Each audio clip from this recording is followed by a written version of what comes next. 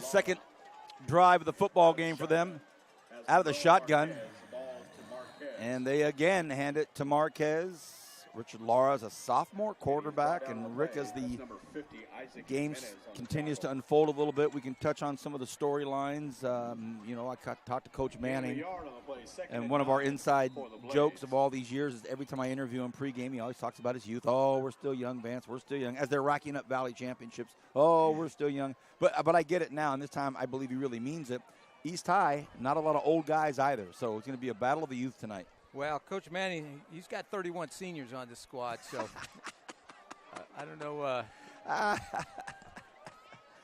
Here we go, 2nd and 9. Lara's going to throw out to the far side. It's complete, caught out there at the 17-yard line. It looks like he goes down at about the 20. Nice catch by Olea there. I tell you what, you're talking about sophomore quarterbacks, and we're seeing 2 of the 3 premier quarterbacks in town, and they're sophomores. You know, Richard Lara has put up some great numbers. We've got Glinton for Ridgeview, and of course the kid from Bakersfield High, Cameron Williams. Very young quarterback crop this year. Here's a run play to the near side. Marquez to the 30, looking to get outside, and he does. Picks up a nice block. He's at the 40. At the 50, goes out of bounds. So no flags. Nice big run. That's a 30-yard run, and that's pretty much what we've been seeing so far tonight. There's a lot of shiftiness by Marquez in between those tackles, in between the hash mark. Well, you know, Marquez is the fastest player in town, and he was 3rd in the Valley last year in the 100 meters. 4th place in that race was Connor Bruce. Flag on the play here. Let's keep talking about the speed.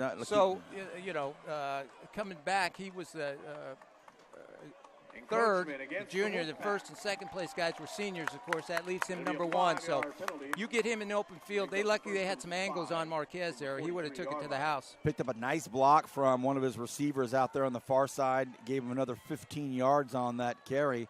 And here's a penalty against Ridgeview. So now all of a sudden East High's inside Wolfpack territory at the 44-yard line. If you're just getting with us, you're watching live streaming football on KernHigh.org. Vance Palm. I've got Rick Van Horn to my right, Kevin Willie to my left. We are at the end of the first quarter here, 1.5 left in this first quarter. 7-0 Ridgeview. Lara, play action, fakes the play action. Monroe with a catch out here to the 30-yard line. So Lara with a nice kick pass out here to Monroe. Yeah, very well executed boot play. They've been hitting them, and then, of course, the counter off that is your boot play. So for a sophomore, Lara is just, already looks so composed, just like you mentioned, just like Cameron, and just like his opponent tonight. Quick snap. They're going to run to the left side with Esparza. He's a junior, 5'6", not the biggest football team for Coach Fanucchi, but in talking with him a couple of times tonight pregame, he just loves these kids, loves his team. Esparza is actually their 2nd leading rusher behind Marquez. Marquez has 720 yards on the season, so he's going to break 1,000 this year if he stays healthy. 2nd and 12. They lost a couple there. 40 seconds left in this first quarter. Quick drop by Lara. Looks left, looks right. Oh, and he had his man open. Had a man wide open. And nobody's more upset than that than the quarterback. He rushed it a little bit, but I think he could have gotten that off before any trouble back there. And it was intended for Olea. Interesting timeout call here on a 3rd and 12 with a half a minute to go in this first quarter, taken by Ridgeview. Well, the one thing we see already is, we've covered 2 games. I've covered 2 games, Ridgeview games this year with you. And that's the only time I call you is Ridgeview. Yeah. And the one thing we saw at both those games were what? Penalty after penalty after penalty. I mean, the last game, I think it was the Liberty game, 25 penalties in the first half. Yeah. By both teams. Makes it a long night. Well, clean quarter so far. Saw a couple of them. I think Coach Manning and his coaching staff called a timeout real quick because they're saying, hey, look, they had a man wide open. We got lucky on that one. What's happening here? They actually had 2. They had a dragger coming across, too, but Laura. decided to go with a slant and just underthrew it. 32 seconds left in this first quarter. It's senior night at East High School. Wonderful ceremonies. You know, you're looking at East High. I'm sorry to interrupt you. You're looking at an East High team that should be undefeated, and they know that. Last week they dropped one to Hatch, be a close one. Tell Coach Denman that. Marquez wasn't playing, so he's a big factor. Oh, we got the flags motion. And Lara stopped the play for a second. It's going to be a moot point here because we had movement by Jonathan Monroe. He wasn't set, a little confused, and while he was trying to figure it out, the center snapped the ball. So Monroe was caught dangling in the background, and that's going to go against East High School. So now they're kind of stepping on their own feet here. Backs the ball up to the 37-yard line. And, boy, that just stops the momentum. Coach Manning calls a timeout. Then they come out, and they have an illegal shift call. Now, all of a sudden, it's 3rd and 17. Well, it looks like Ridgeview might have declined it. It's 4th down now. Okay. Fumble the ball in their own end zone. Centennial recovers. This is the PAT. 6-0. Centennial Golden Hawks. Early score. Centennial up over BHS, but it's early. Here we go. 4th and 12. Under pressure. He fires. Nice has his catch. man out there. Beautiful pitch, beautiful catch. And look at this, down to the 12-yard line. A perfect strike. First down, East High School. Caught by Leo. Elicio Olea. I think that's how you pronounce it. You know, sooner or later tonight, I'm going to break out with ole, ole, ole, ole. It's coming out, Rick. Big first down. Big play there for East High. 4th and 12. They convert it.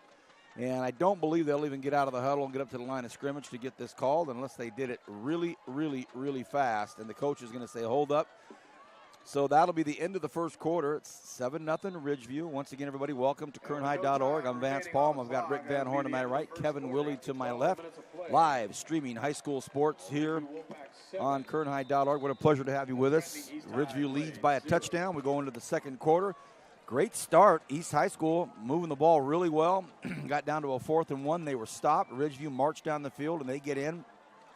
And they had some struggles to get their first downs. They were on a 4th down, and they had to get a long first down to get in scoring position, which they did. So it started off with a nice first quarter, Rick. They did. And the one guy that we noticed from Ridgeview that's missing is Prevost.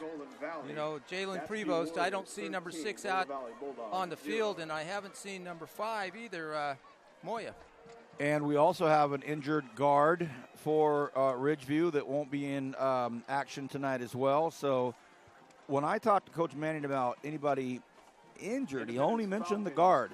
He didn't mention anybody else, Rick. And that would be number 51, Caden Cox, not playing tonight. Well, I thought in pregame, I thought I saw number 5, Jamar Moya, in uniform, but has not been in the game, and Clinton has gone the whole way so far at quarterback. And the Bakersfield Christian Eagles. Huh. Possibly a developing story here. Here we go. 1st and 10 for East High School. It's a run play right through the middle. A nice, hard, gashing run taken down out there by Ricky Ling Y. And in one of my quick conversations with Coach Fanucci, we were talking about certain players. He goes, well, we can talk about number 44, can't we? It all starts and ends right there with 44, Ling Y. Yeah, Marquez doesn't want to meet him too many times there. Big hit, but a 3-yard carry, and the ball is now at the 9-yard line. So it's 2nd and 7 from the 9. They can still get a first down if they manage. Quick handoff here. Trouble. And, hey, guess who it is? Ricky Langwai again, 6'2", 240, and a prize grab. He sure is, and, he'll be a D1 player next year somewhere, and we'll be watching him on Saturdays. Ridgeview, a little different team without Prevost and Moya. What do you think? Yeah.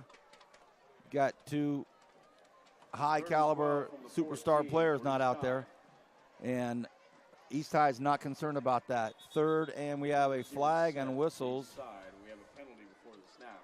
And the referee is going to say false start. False start against East High. So it seems to the naked eye when East puts themselves in good positions, they're kind of they're dinging themselves. Kind of shooting themselves in the foot. I tell you, though, I am impressed with the East High team. I haven't seen them since the first game in Delano. And I really like what Coach Finuca's got on the field. Okay, now all of a sudden it's 3rd and 17 again. Marquez in the backfield with Laura. Laura, he's got some guys in his face, and he had to get rid of it. Yeah. And they're having a hard time up there. This time, big fella came in there, Ryan Pierce. He's a 6'1 senior, one of those seniors. And, man, now all of a sudden it's 4th and 23. Yeah, he came off the edge untouched, and you can't have that. Laura did a good job going down. He didn't have the time to do anything that time. Well, Garrett Sherman comes in for the Blades, number 5. He'll go way out to the far side, and they've got Monroe out there with him, and now a timeout is going to be called by East High School. 9:58 remains here in this first half. Vance Palm here with Rick Horn, Kevin Willie. Pleasure to have you with us. I'm an Arvin Bear. Rick's a BHS driller. Kevin Willie's a West High Viking. And here we are in week 9. Is it week 9 or week 8? Well, it's week 8 because we had a 0 week. And we have covered a lot of ground so far this season in high school football here. Want to let all of our viewers know that by popular demand, we are going to deliver. KernHigh.org this coming Tuesday night will dip their toe into the volleyball waters, and we are going to start off in downtown Bakersfield. The Drillers will host the Stockdale Mustangs. High school volleyball Tuesday night, and then Thursday night we have reserved that night, kept it open for the equivalent of a league title. So we're going to take a look at what happens Tuesday night, and we'll start off with an official game, Stockdale at BHS, and then we're going to wait and see who's ready to play Thursday night for the league title in the SWIL, and then we'll make our call. So next Tuesday and Thursday, high school volleyball, 6 o'clock, KernHigh.org. Here we go, 4th and 23. He bobbles the football. Look out. Laura's going to have to put this thing up. He throws it into the end zone, throws it up, and it is broken up. Incomplete. No flags. Oh, we do have a flag. Where was it? Right here. Could be a late hit on the quarterback. Laura let go of it, and frankly, Rick, I look this way. Look at this. Big break for East High. Well, that's not a bad play by Laura there. His big gun is number 11, Alan Lopez. He's their big play receiver. And he's 6'3". Throw it up there for a jump ball on 4th down. I'll take my chances. He did, and it paid off anyway.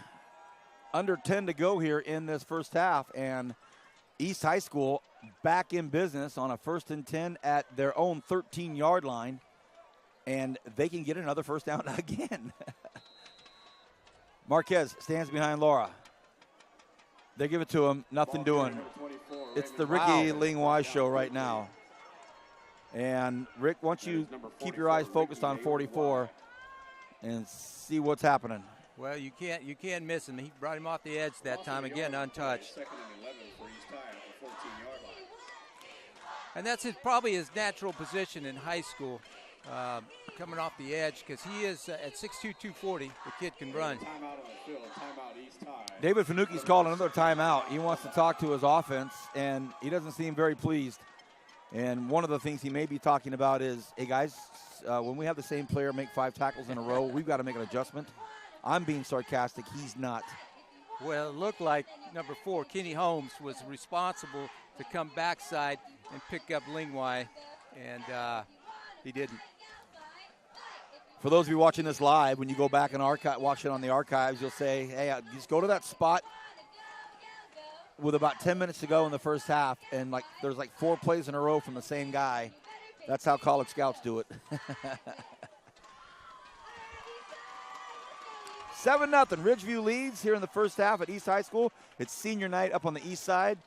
Rick spent some time up here a couple of times, one as a very successful coach. The other came back as an educator. Well, both times educated. And this time, second time he came up, not as a coach, and a lot of great relationships. Hey, Rick, you got such great relationships. I got a tri-tip from the softball team, tacos from the cheerleaders. Let's do the next 3 games up here. Yeah. Well, let's wait for the third and fourth quarter. Game's not over yet. Prime rib in the third. Nice run, tight run, but they're still a long ways away. They're third and about 7 or 8, right around there. They can still pick up a first down inside the 3-yard line, but right now they're thinking, hey, we got to get get in the end zone. We want to get this 7-7. 2 backs back there with Laura.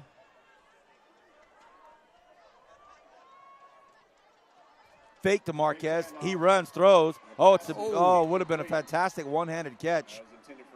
And it was intended out there for Monroe. Monroe couldn't haul it in. Nice play. I like the call. Yeah. Good throw. Incomplete. 4th and 8. Looks like East High's going to go for it. No kicker out there. 4th and 8. Ball is on the 11-yard line. As I mentioned, they can still get a first, but the distance between the first down and the goal line is so close. It's going to be about the same thing. 3 receivers way out to the right side. Laura runs to his right, rolls to his right, has to get rid of it, fires it, and it is broken up. They come in with a flag. A great throw by Laura there. Rolling to his right, put it right on the money. Threw it hard, and if this is against Ridgeview, it might be on the backside. It is. They've called it on the Wolfpack, and the only thing I can think of, Rick, is the DB got him back there where that one back judge could see it. It might have got there just a tad early, because I tell you, if he does it, that's a touchdown. Taking the ball down. Here we go again. 6-yard line. Coach Finucchi's must be thinking, how many chances can we get? So now it's 4th and 3. And the ball's at just past the 5-yard line, at the 6-yard line. So 8.5 to go here in this first half. 4th and 3 now for East High School. Any change in your thought process here? All right, let's hear it again, Bleacher Creatures. Well, let me see. Well, we got Marquez in the game, so I think they're going to, again, go away from Lingwai. little rollout, because he was coming off the edge that time. I'm glad Laura kept running. Here we go. Important play here for both teams here in the second quarter. They try to go right behind center. Doesn't work. They're stopped. Ridgeview back in business. Yeah, that's one they'll review and kind of shake their head. And that was a loss of a yard. Make that loss of 2 yards. And maybe one he wanted back right there, Coach Finucchi. Well, you've got this mobile quarterback in Laura that can run. Yeah. And, maybe you get him to the outside and he just kind of steps back in and takes a quick gash in. Yeah. But either way, Ridgeview, hats off to the Wolfpack. That's 3 or 4 times now they had 4th and whatever, and they hung in there. And now here they come on offense. 8.5 to go here in this first half. Fumble. Ball's on the ground. Fumble. Looks like Wolfpack landed on it. I didn't see any East High Blades hands going there, but a couple of miscues already here from the Wolfpack in the first quarter. An option pitch that was not handled correctly. Here, this looked like a bad snap and just a bad exchange. And, boy, they're missing their key guys, aren't they? Well, they're missing their key guys, but they still do have Ty Johnson running back. And he's a player. Recovery by number 44, Matt Cerna. Now it's 2nd and 15, and they're in their own end zone. He wants to throw out of it. He takes a look. He's in trouble. He went down. He went down. It's a safety. He went to move to his right side, stopped, tripped, and got hit. So lost his footing and took a hit at the same time. And didn't look good on first down. Looked worse on second down. Safety. And a sack. For number 44, Matt Cerna. So a good play in there by Matt Cerna. 5'9" senior went in and did the dirty work in there. Sack and a safety, and now East going to get the football. And they're going to get good field position because we know from this season up to now Just is in case anybody didn't know Ridgeview about the doesn't have a good Seaside kicking game. defense, that's the third safety of the season for the Blades defense. Absolutely correct, Rick. And there's a little win, not a big win. It is at Ridgeview's back. It might help them a tad, but not in any significant way. 7:48 remaining in the first Now, the half. one thing Coach Scored Manning did say Ridgeview before the Wolfpack, game is they 7. brought up a freshman kicker. So Blades, 2. this might be the new kicker here, freshman. Well, Damon DeGraffenfried is one of their. That's the numbers lined up, but Here's the kick. Number 3, Fabian And that's Gann going to on be the kickoff. absolutely returnable. Ball taken by Taken number at the 8, 32. Joe Robinson at the 31. Robinson looking to go right at the middle. Look at this. Can he get outside? He I does. think he's going. So the safety really hurt him big time. It sure did. Touchdown, East High School. Joseph Robinson. He took that about 70 yards, didn't he? Never- Right up the middle. Never looked left or right. Now, the guy kicking up we were talking about, that doesn't look like the Damon DeGraffenfried, no. DeGraffenfried that we've seen. That might be, so he's another guy that I haven't seen on the field. 49-yard kick Wow, what a play by Robinson. and a 69-yard kickoff return. That was close. I for called a touchdown 70. for number 8, Joe Robinson. Took it at the 31, Number 8's been in the end zone this year. and that's his 10th touchdown. And here's the PAT, and let's see what Monroe can do. And it's up, and I it's think it good. got in. The cheerleaders were doing the pyramid on the shoulders behind the goalpost, On the far side of the field. and their kicker, Jonathan Monroe, he duck hooked it like me at Kern River, I told you guys this was and gonna it be went exciting. through the uprights and then just took a left turn, and the cheerleaders had to duck. But hey, it is what it is, and it's 9-7. East High. And they've held the ball almost this whole second quarter. Those are 2 big points. Yeah, anytime you get that team, get a team kicking off from safety from the 20, you're going to get good field position. The momentum, they were down there knocking on the door. They couldn't get in, so their defense steps up. First play, it's a fumble. Second play, they get him. They get the 2 points, and then right away on the kickoff return. And he caught that kickoff high. You know, they caught it up high like it was a pass over his head. Yeah. And once he had it, he took a look, went right between the hash marks. Hats off to the kick return team. Everybody doing their job. And bam! Touchdown. 9-7 East High School. Jonathan Monroe on the kickoff. The senior players, senior cheerleaders, senior band, and senior color guard members all celebrating their senior night with their parents here and family and friends. So now here's Ridgeview.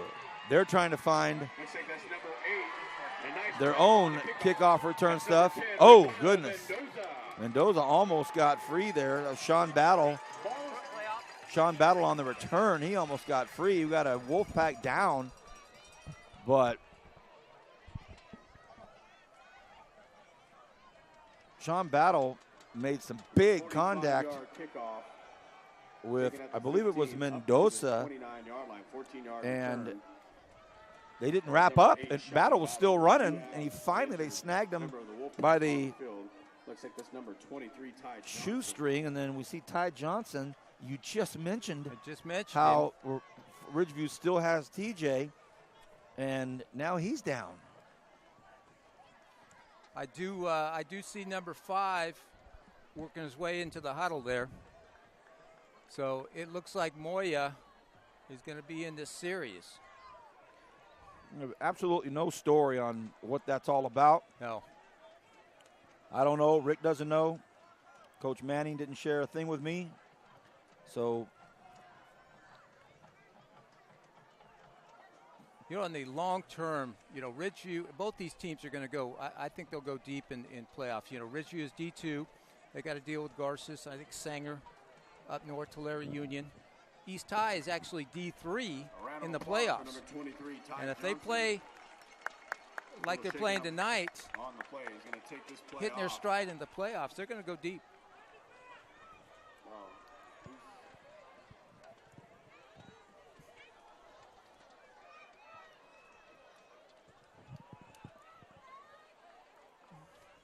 Well, the good thing is Ty Johnson's walking off on his own. Yep, he's up. So now, 1st and 10 for Ridgeview. Number 11, Keontae Glinton. So Glinton now playing QB, but he hands the ball to Moya. What's Moya going to do on his first carry? And Moya is forced out of It's bounds. about 6 yards, 7 yards maybe. You see already just that explosiveness. It's number 2, Vaughn Harris on the tackle. Yeah. Little different team with Moya in there for Ridgeview. 7-yard gain. Second and By 3 keeping for the Glinton Wolfpack. at quarterback, though, that's surprising. Hands it off to Moya. Oh my! Nice Gonna hit. stop short of the first down. Big Try hit that. at the Big 35, Rick. Number 18. Justin Monroe, and number 16. 16. Cameron King on the tackle. You know, Cameron King right off Rick- the bat. Good initial hit. the names we keep calling for East High are on both sides of the ball. Yeah. You know, Yeah. We're gonna call it third it's the and same. 3. We keep calling the same guys, Monroe and all these other guys. And A lot of two-way starters for East All High. right, fans, on You your know, feet, they're a big team third with, they've got down for 20 the seniors, defense. 14 juniors, and the one sophomore quarterback. look at this. Glinton out of shotgun. Big 3rd and 3. He Option wants play to to keep his it left. himself. And now he Oh! fumbles. The ball's out, it's loose. I think And they say East got High it. got it. Did they get it? Oh, boy. Ridgeview fell on it. And so what happened there is Glinton's going out. He's got Moya out in that pitch relationship. Yeah. He should have done it earlier. He didn't. He hung on to it then way too late. Tried to do it, and they paid the No price. gain And on now the you got a play. 4th and 4 here, Coach, You at got the a 4th and 36. 4. Line once again, 4th and 3. Here we go, fans. On your Get own behind 36, and it looks like they're going for it. For East High. Big 4th down. And I bet you Moya's involved in this play. What do you think? I bet you they go hard count first. East has already jumped once. That's right. Once again, that's Moya, the lone setback. Glinton out of the shotgun. And we have a timeout on the field. Well, the suspense will hang on for a few seconds. They called timeout, Ridgeview did. Second charge timeout. What a nice football game. 9-7 here at East High School. We're on the east side. Rick has a lot of history here. We've called some great games up here, Kevin and I, over the years in our earlier television days when everything was over on that side, Rick. That's right. That's right. The switch happened about, I want to say 2 years ago. Brought in new bleachers, decided to just lifted it up, moved it over on this side. This west side of the field was always the home side, so we would call the games over there on the visitor side. Now we're like we should be on the home side. On the home side. East High playing very spirited tonight. I tell you what, I'm impressed. I like some of these. I like some of the playmakers they've got. I don't know if Ridgeview's got a Quarter score at fully loaded Centennial. gun Golden playing Hawks tonight, but 14. Big either Foot way, you Field got to play. 7. And East High's hanging tough with them. Southeast Assembly League. Here we go, 4th and 3. Highland Scott Wildcat to Moya.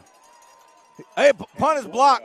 takes a The step. punt is blocked, and it still And a is very manages generous Wolfpack bounce a nice little down the bounce, 31 but Moya yard takes it from the Wildcat. The ball was tipped on the way up, That'll be a and it ends 33 up at about the punt. 31-yard line. The applause you hear is from the East High Blade First and staff 10, up on East top of High the at their own 31-yard line. platform It sure with looked us. like 6 he got minutes, it. 8 Maybe seconds got remaining in tipped, the but first half, leading 9-7.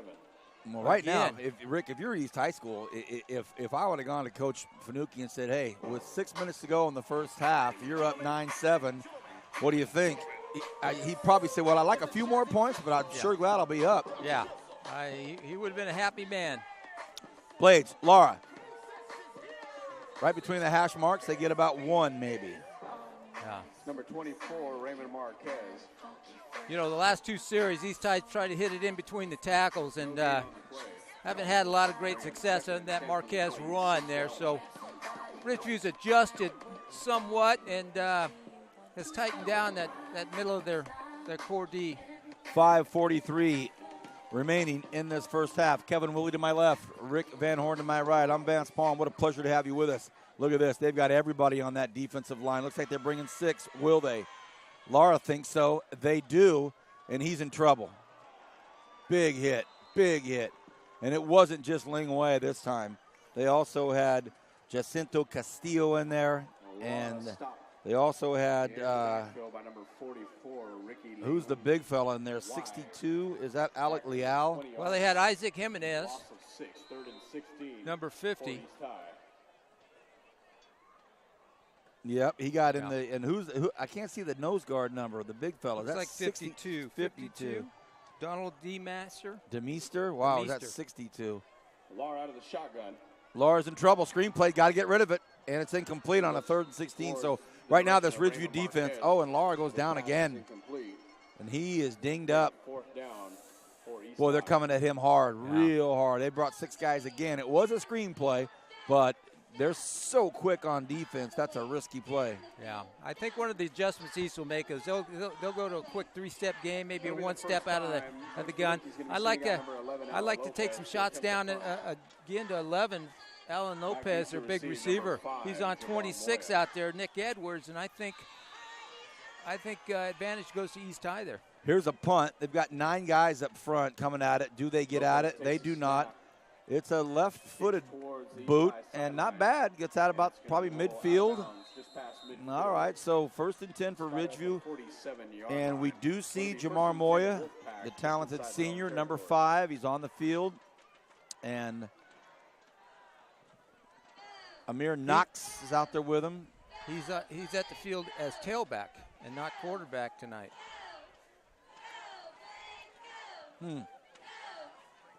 1st and 10 from their own 47 with 4:39 to go here in this first half. Now, just as I said that, Moya goes to quarterback in the Wildcat, and Glitton goes to wideout. And nobody's back there with him. He's by himself.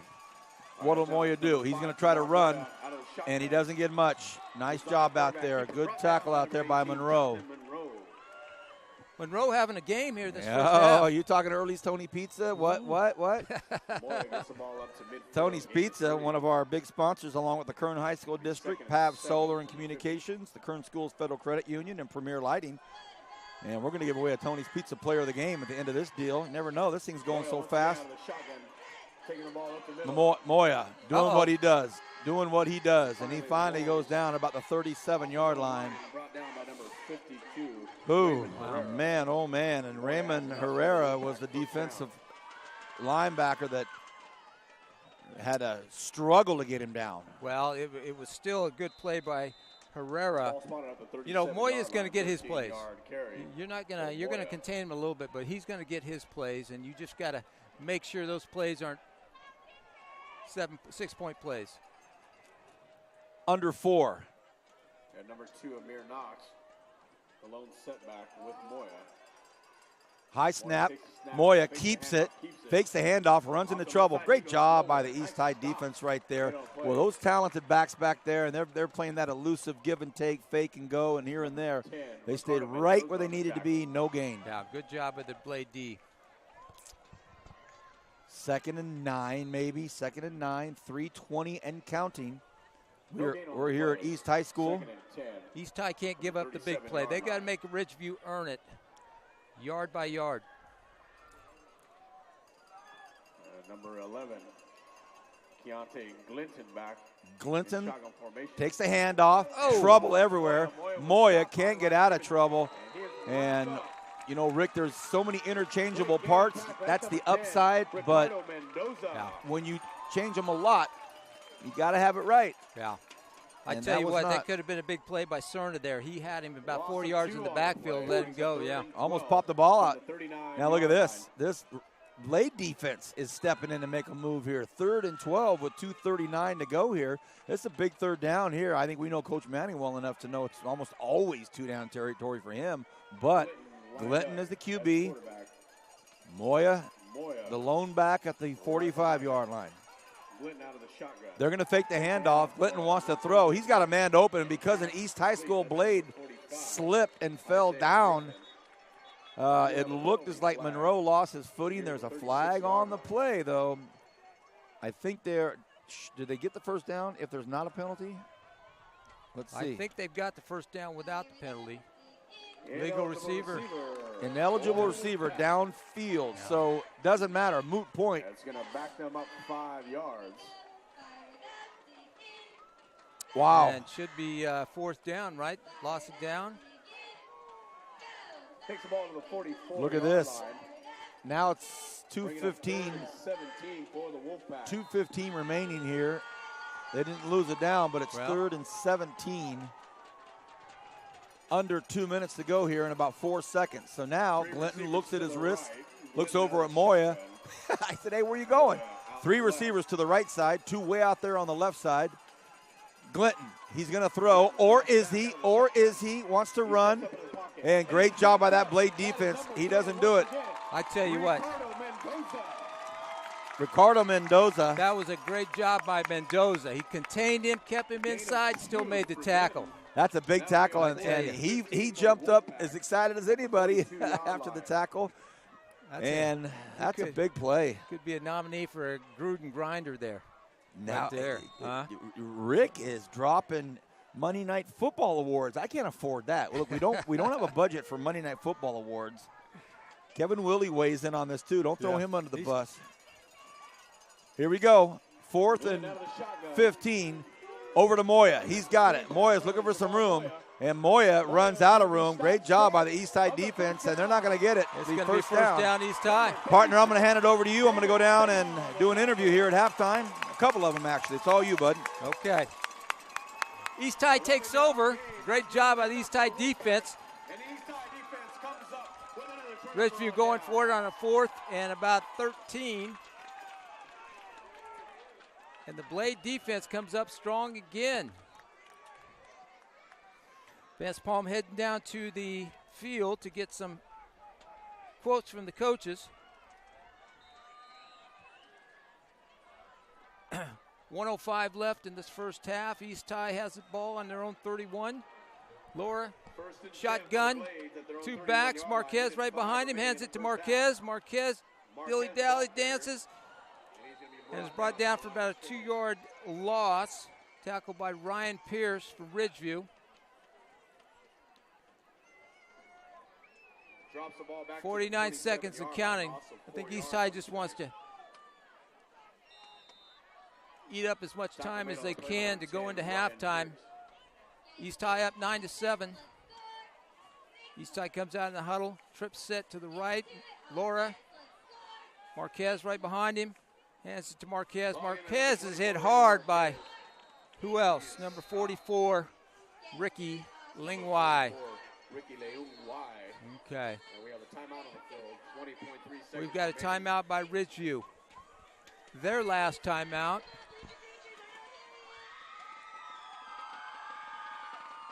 I think East High's still going to be safe. They get 3rd down and about 15 here. Started this drive on their 31. Now they're backed up to their own 26.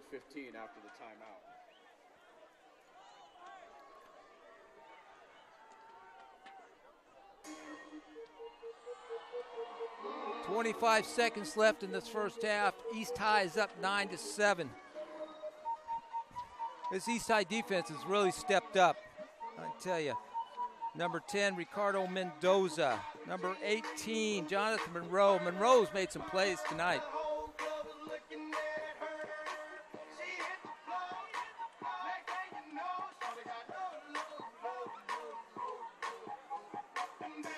Timeout just about over. Ridgeview's ready to go.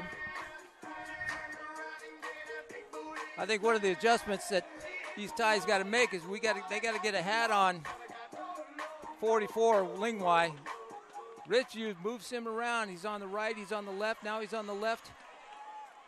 Okay. All right, Laura's going to so take that'll bring 4th down, 21 seconds. Ridgeview has no timeouts left. That should be the half. So run the clock out of the first half. And East High's going to run the clock out. 13 seconds left and counting. Both teams head to the sidelines. Well, Coach, pretty much unscripted first half in a lot of ways with regards to a safety. You don't see those all the time, but a 9-7 score right now. First, let's talk about each side of the football, offensive side of the ball. You know what? We're doing a great job offensively. We're moving the ball. It'd be nice if we could put it in the end zone a little bit, but we've been able to move the ball and eat up some clock and keep our defense off the field. But the offense is doing well. We just got to put one in. Let's switch sides and talk about the defensive side of the ball. You know what? Our defense is playing their tails off, creating a safety for us. And then, that whole safety turned into the kick return for the touchdown. And so, the defense so far has set the tone. To the naked eye, if someone just kind of drove off the street and came in to watch this game, they would see a team a little undersized as you. We're calling out some numbers a lot on both sides of the ball for you. How are your players kind of bouncing back from Tehachapi to get ready for these big guys? You know what? They've been a great group all year. I never worried about them bouncing back. I know they'd be back ready to play. This is a huge game for us against an outstanding team, and I knew these guys would show up to play. Thanks, Coach. All right, that was Coach Dave Fanucchi heading into this halftime. And now Vance Palm will have an interview with Leo Holland, the new principal at East High. Drum major is Anthony Ibarra. Percussion captain, Nick Flores.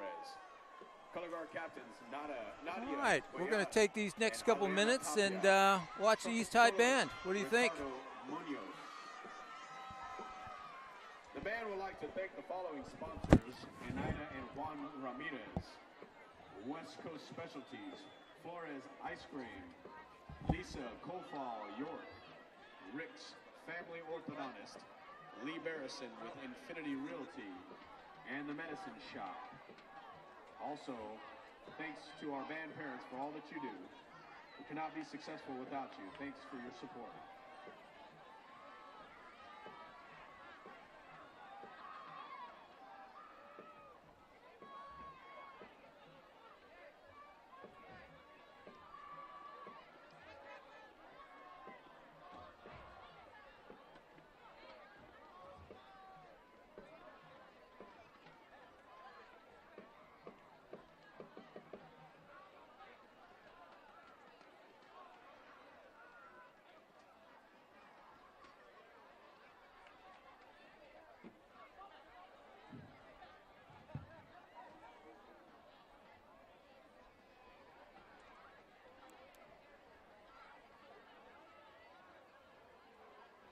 Drum major, is the band ready?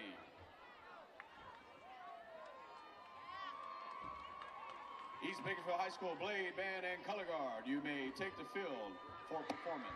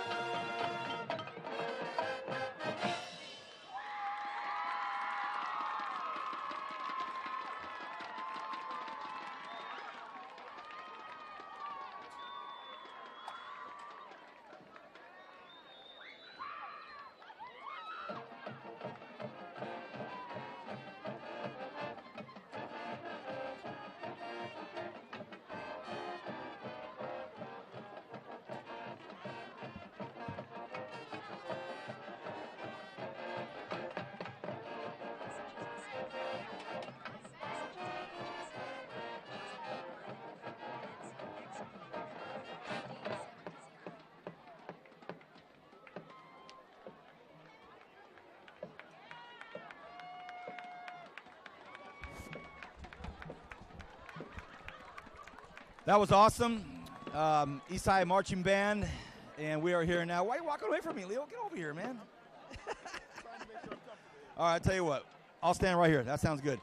We're here with Leo, the principal of East High School, and we had a great chance to talk about legacy here. And, you know, Rick, you and I don't even know if we noticed in that far end zone over there it says family. It doesn't say Blade, it says family. I didn't even notice that. Leo, first of all, thanks for your time. What a great chat we had. Let's start with that word legacy. What does it mean to you, a West High grad? Talking to me, an Arvin High guy. We've got another West High and a driller up there, but the Kern County legacy and East High School legacy. Well, legacy in Kern County for athletics and academics is just absolutely amazing. Here for me at East Bakersfield High School, it's been a wonderful reconnection. This is my first year back here. I taught here. I was actually the school police officer here. My wife graduated here. My daughter graduated here. So Blade family is something very important to me. And in the first half of this game, my 3 nephews and my brother-in-law were all down here, and they're all Blades. This is an amazing family to be a part of. You and I were talking about how often you get asked to give tours of the campus. People want to see their old high school, and I want you to share with our community that's watching tonight where are the places they want to go. Do they want to go to their room and where they had calculus? No, that's not what they want to see. You know, remarkably, what they want to see is actually our auditorium. They want to see the old gym, because that's where they had so many amazing basketball victories. We won 46 games in a row at one point in the 60s. So they want to go back and see that. And then they want to see the new gym, and they're usually amazed and astounded by the athletic success we've had over the years and how big the new gym is. And then they want to see the football field, because for many of them, this is a new place to play football as well. And then they want to see the shop. So what do you mean the shop? Well, they want to see where their memories were, where they worked on their cars and where they did their wood projects. And they go in and they're just astounded by those things. I've yet to have someone say, hey, take me to the biology room or the calculus room. But they do say, I want to see the auditorium. And the biggest of all is the cafeteria, because that's where they had their dances when they were in school. You're bringing back memories now. Leo Holland, East High School principal. Let's talk about, appropriately, the fine arts. We just watched this great marching band. They're on the road tomorrow for competition. But you also have a great media center. Let's talk a little bit about the arts here at East High. Our arts here are amazing. You can hear well, that's not our band. That's actually, I think that's... You do know you're on television just throwing down some popcorn. Isn't that great? Well, my daughter was a cheerleader, so I can't get on her. We have amazing arts here at East High. Our band is amazing. We have a multimedia academy that's been around for years. Our health careers academy has been around for years. Our art program is amazing. And like I said, our career technical education is something that the district is working on, and it's always been a part of East Bakersfield High School. I always knew East High as a distinguished high school. I always remember seeing that crest of a distinguished high school. It truly is a great institution. Thank you for this great welcome. We appreciate being here. It's a fun night. And for one moment, let's say that you were Coach Finucci in that locker room. What are you telling your Blades right now, up 9-7, coming out here in the third quarter? Keep working at it, guys. We can get this done. You know, our Blade family, we can get things done. Finucci's telling them what they need to hear in order to come out here and finish this. We need to go ahead and get a W against Ridgeview this year. Leo, thank you. Have a great fall. Thank you. Hey, welcome to our family. My pleasure, buddy. Thank you. Okay, Rick, back up to you, buddy. All right. What? That was Vance Palm with Principal Leo Holland. Who was scarfing down the popcorn? Who was rolling that popcorn down? Savannah, where is she at? She hit the row. We were doing an interview with the principal, and she's standing right here in front, right in front of the camera. We are absolutely live. All right, give us your names. I'm Cameron. Rodriguez. I'm Mariana alias Van Arnold. Ladies, are you having a good time tonight? Yes, I am. Have some more popcorn. All right, thanks, Vance. Again, that was Principal Leo Holland. And then Vance gave a little shout-out to the cheerleaders there. Halftime here at East Bakersfield High School Stadium. The Blades set 9, Ridgeview 7. East High coming onto the field now. About 20 seconds left on the clock. Haven't seen Ridgeview yet. Here they come. But it's been a tale of a spirited East High team raising their game and laying it on Ridgeview tonight. Ridgeview is out without the services of Jalen Prevost and Jamar Moya didn't make an appearance till about the midway in the second quarter. And when he came in, he played tailback and then played some Wildcat quarterback. So Moya should be good to go that second half. Ridgeview will receive the kickoff. 9-7, East High over Ridgeview. And here come the Blades onto the field. They should be feeling pretty good here.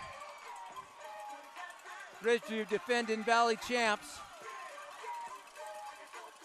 And if it was this time last year, this ball game would have been over. Ridgeview was a loaded team last year and really put it on East High, but of course this is a new year and a new Blade team.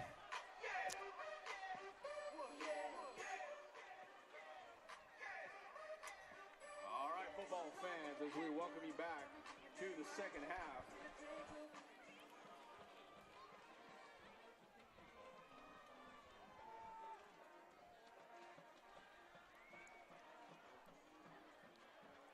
I want to give you some totals here from the first half. East High with 19 carries for 45 yards. As Robert Chavez, the East High announcer, gives some stats. 41 yards. Team-wise, East High had 19 carries for 45 yards in that first half. Are the ones that you're going to be most impressed with. Ridgeview Wolfpack coming into tonight's game are averaging over 410 yards a game. And in the first half, this defense limited them to 74 total yards and only 7 points. Big round of applause for that defense. Probably a little too early for the announcer to start rubbing it in, but because we got a whole second half to go. Okay, Coach, kind of a topsy-turvy first half there. I'll make it real offensive side of the ball. They're kicking our tail. Their defense flying around. Our guys ain't holding blocks. We're not executing very well. Our defense playing well, so it's kind of a defensive battle right now. Your defensive side of the ball, what do you think? Our guys are flying around. They're playing well. I mean, if we get a little offense together, I like our chances, but, we got to do it. Thanks, Coach. Okay. All right, that was Vance Palm with Coach Dennis Manning, Ridgeview head coach. Vance is going to make his way back up to the booth here for the second half. Halftime. East High 9, Ridgeview 7. East High will kick off. Ridgeview will get the ball. East High has played some spirited, inspirational defensive football this first half, led by number 18, Jonathan Monroe, and number 10, Ricardo Mendoza. Mendoza is 5'11 senior, and Robinson, Jonathan Monroe, 5'10 junior. So Second half. Coach Fanucchi's got to be happy about that. Jonathan Monroe only a junior, and he's made some plays tonight. Everybody on your feet for the opening kickoff of the second half. And here we go. East High will kick off. Jonathan Monroe, the guy we were talking about, will kick off. Ball's kicked down the middle. Looks like Jamar Moya's got it. Moya stopped at the 30. Up to about the 30, where are they going to mark this? About the 38-yard line. Ridgeview will take over on their own 38. We saw Keontae Glinton start at quarterback for Ridgeview. It looks like he's back in there. Jamar Moya will be at tailback. 17-yard return for Jamar Moya. Ridgeview takes over on their own 37, 1st and 10. First and 10, Wolfpack inside their own side of the field. Moya split out wide to the right. Glidden out of the shotgun. Ty Johnson gets the ball. A big hole up the middle. Got a good game at 8 there before he's brought down by a host of Blades. On the tackle. And number 16, Cameron Johnson Steen. got, now that you're back, Johnson got hurt, dinged up a little bit in that first half. So he sat out a series or two, but it looks like he's back and ready to go. Well, saw Coach Fanucchi's eyes as I was interviewing him, and 7-yard gain on the play for Johnson. he was okay with where he was at, 9-7 after the half, and looked in Coach Manning's eyes, and I don't think he was too thrilled with their situation. 2nd and 3, ball out to the far side, flag on the play, incomplete pass. I think we're going to have a little motion on Ridgeview there. Well, he should be happy. The Blades played well on both on offense and defense. You remember that first possession, East High took the ball and put it right down Ridgeview's throat. Thank you, my man. Appreciate that. Thank you. Boy, we're getting tacos delivered, tri-tip delivered, cold water delivered. It pays to know Rick Van Horn. Tri-tip from the softball team, right? Man, penalties on Ridgeview. The bulk of the penalties tonight have been on the Wolfpack. No question about that. Well, I tell you what, it's a lot better than the previous 2 games that we've called. Cleaning things up as we go each week. Just underway here in the 3rd quarter. 9-7 East leads over Ridgeview. Ridgeview has it on their own 39-yard line. Fake handoff. Glinton with a really nice fake handoff. Ball comes directly to midfield. Really nice, good fake. And a hard run gets the ball to exactly midfield, right on the 50. Hey, who do you think made that tackle there? I'm going to guess Jonathan Monroe. I think so. Number 18 for the East High Blades, an early favorite for the Tony's Pizza Award. Here comes TJ. He gets stood up at about the 48-yard line inside East High territory. Should bring up a 2nd and 5. Forward progress is stopped at the 46-yard line. Ridgeview going no huddle here. That was a nice stop by Noah Ramirez, number 58. Looks like they might be giving East High a dose of Ty Johnson here in the 2nd half. Keontae Glinton, though, throws out here right in front of us. Right in front of us. It was thrown to Moya, and I'm sure that Ridgeview thought they're going to make something happen here, but it doesn't happen. And a big tackle by Matt Esparza and an actual loss. That was a great play by Esparza there. Big play. 3rd and 8 now for Ridgeview. That'll bring a 3rd and 9 for the Wolfpack. 3rd and 9. Big 3rd down for Ridgeview. Inside handoff to Moya. Nothing doing. Looked like Matt Cerner from the backside ran him down. A little counter play. That's been a big play in their Ridgeview arsenal. Got some help there, too. Got some help from 58. Noah Ramirez. Let's see if Coach Manning's going to keep his offense out on the field. Public address announcer having a little fun. I like it. He's quite a few players coming off the sideline. Actually a buddy of mine. And an ex-Blade? We'll go nameless. I'll go nameless. I didn't ask him his permission, but he's having a good time, and he's saying, let's see if Coach Manning decides to keep his players on the field. He does not. DeMeester back to punt for the first time this game. Wow, the big fella. Jonathan Monroe, number 18. Back the 6'2", 230-pound senior will do the punting. DeMeester's punt. A wobbly sideways punt. Takes a sideways bounce and a backwards bounce, so it ends up being 1st and 10 from about the 28-yard line. So all things going swimmingly well right now for East High. 8.5 left in this 3rd quarter. I'm Vance Palm. I've got Rick Van Horn to my right, Kevin Willey to my left, and it's been a splendid evening up on the east side. The Blades and their incredible hospitality.